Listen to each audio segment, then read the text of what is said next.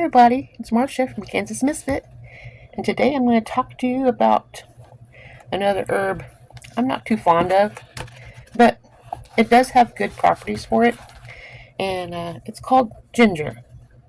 I just might try to grow some because it's good for you. Many people will have a love-hate relationship with it because of its taste. It's got a sweet and a what do you call it? Spicy.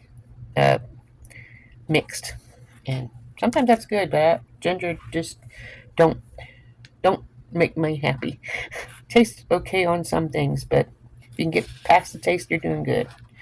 Um, the roots and of the of herbal med for herbal medicine for ginger, uh, it says fresh or dry. Ginger might help people recover from colds, flus, and respiratory viruses. It can help with digestive problems, and one of the most popular uses is to relieve nausea, particularly in women suffering from morning sickness. So I don't worry about that anymore. I went through all that. So my girls has already went through it. Now it's time for my grandchildren and is the next set of people to have babies. But they're too young right now. They're not even they're let's see, my oldest granddaughter's 15. So getting close. Let's see. Growing this super spice. Ginger will thrive all year round in the United States hardiness zones 9 and above. But that don't mean you can't grow it because um, it can be grown indoors and outdoors in pots in other zones. But it's better on zones 9 and above. Okay, I want to read you the 5 simple steps for growing, harvesting, and storing your ginger. If you're interested, follow along. If not, step 1. Do you need hot climates to grow ginger? Okay.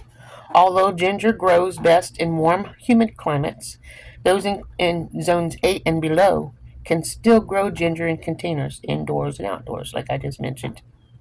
You should make sure your soil is loose and that drainage is better, so the drainage is better.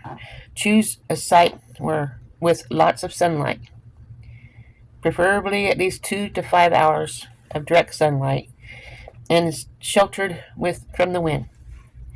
So if you have like I'm wanting to do with our house up north, we want on the what is it on the east side of is it east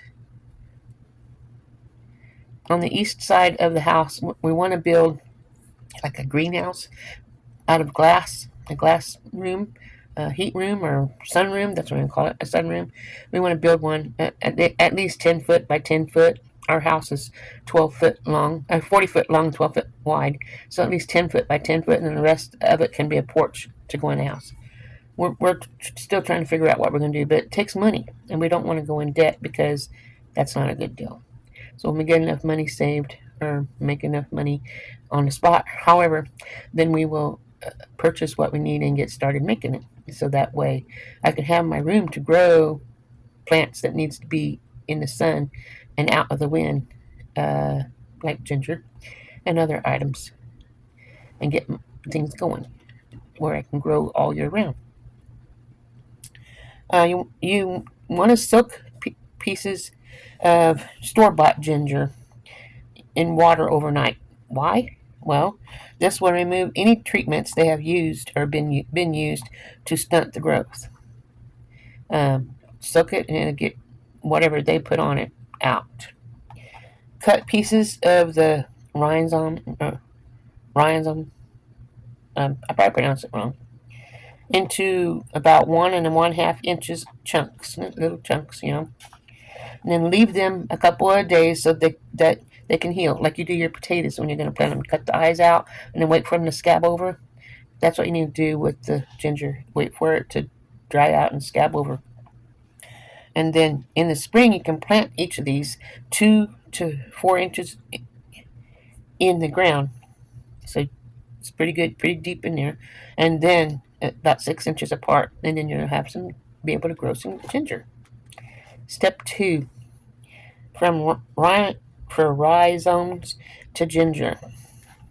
Those little pieces you cut, turning into ginger. Here's what it says: if you get a lot of April showers, most people do because April showers bring May flowers.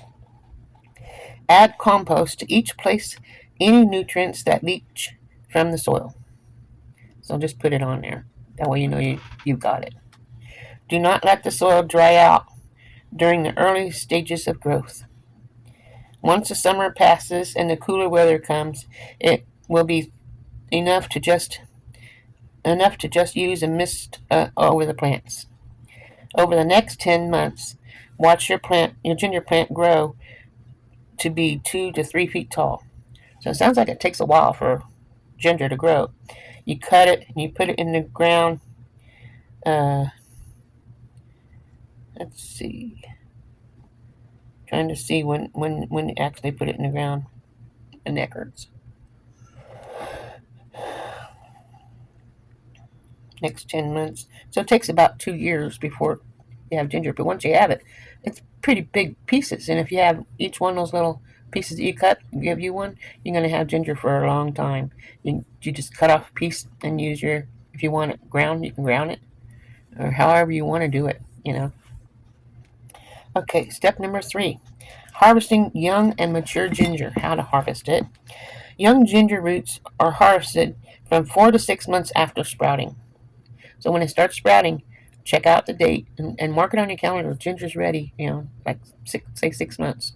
That way, if it's done before then, that it's okay. There is no hard flesh on the roots, so there is no need to peel the ginger before using it.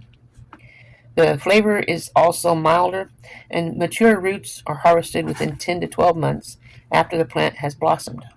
So, like a year after you see flowers. The stems will have dried, and the leaves will turn yellow.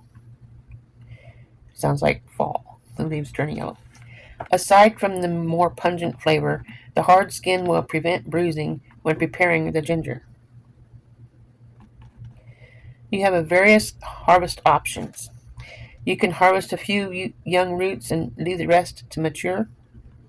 Once mature, you can harvest roots that you will use and leave the rest over winter.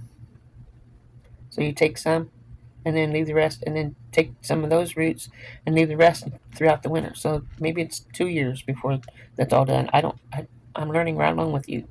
Some of you may already know this. Ginger will keep growing as long as the temperature remains above 55 degrees. If you're not going to harvest all the roots, dig around the base of the plant carefully so the remaining roots are not damaged. Step 4. Keeping ginger good for months of use. The length and storage will depend on whether you peel the ginger or not. Unpeeling fresh ginger will keep in the fridge for up to 3 weeks. Peeled or unpeeled ginger can be saved in an airtight plastic bag in the freezer for up to 6 months. It's also easier to blend ginger into a paste and keep it in the fridge. This saves you prepping time and increases your likelihood of using it in your meals. To make ginger powder, you ready for that? Slice the ginger and leave it in the sun for 3 to 4 days to completely dry. So slice it up, wait for it to dry out. Alternatively, you can use a dehydrator if you have one, or the lowest heating set on your oven. Pop the cooled slices into a grinder and blend until it becomes a very fine powder. Keep your ginger powder in airtight containers. That sounds interesting too. Step 5.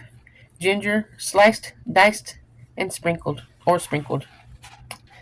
Ginger pairs well with many dishes because of its sweet, spicy flavors. Found fresh and ground ginger can add can be added to curries, soups, stews, chickens, and fish. And it's also nice warm flavor of carrots and sweet potatoes. For baking, you can make gingerbread, ginger flat cakes, or cakes with lemon and lime drizzle. Use ginger slices, fresh or dry, or your powder to make tea. This is often best with the slices of lemon and honey, especially if you have a cold. You can also add slices or powder to elderberry tea and syrup to boost immunities. Even a few spoons of ginger powder in your bath can help with digestion, improving blood circulation and reduce inflammation. A ginger bath is also good to for steam inhalation if you have a cold. Wow. A ginger extract can make good as ginger peels, which many people just throw away. Add a cup of peels with 2 tablespoons of fresh ginger and 2.5 cups of water and bring the mixture to a boil, and then turn it down and simmer for 10 minutes. Leave it overnight, and for a minimum of 6 hours, add 3/4 cup of sugar and reheat until all the sugar has dissolved. You should leave it on the heat, stirring occasionally until it reduces to a thick consistency. Add ginger extract to water, smoothies, take a full teaspoonful. A sensible dose of ginger. Typically, 2 to 4 cups of ginger tea is a good amount to aim for. Like garlic, consuming garlic is normal food quality to not suffer on upset or overpower dishes. Check with your doctor before using ginger if you have blood clotting disorders or diabetes, or if you have any heart conditions. You can make your ginger beer. Did you know you can make beer? You can make your ginger beer with freshly grated ginger, lemon juice, simple syrup, non-chlorinated water, cream of tartar, and a little baker's yeast. This is an excellent drink for any season and a perfect way to spice up and keep your cocktails into something a little healthier for those who drink. Well, I hope that helps somebody with some good things about ginger. I mean, might not like the taste, but they do have a lot of good. It does have a lot of good things for you. So maybe I can change my mind about ginger and start using these things and having a healthier life and feeling better. Because when you feel better, everything works better. So anyway, I hope you enjoyed this. Share this with your friends on your social media platforms, and that will help other people to learn a little more about ginger. Because ginger is good for you, even though some people don't like the taste. Remember, God loves you, and so do I. Have a wonderful day. Ta-ta,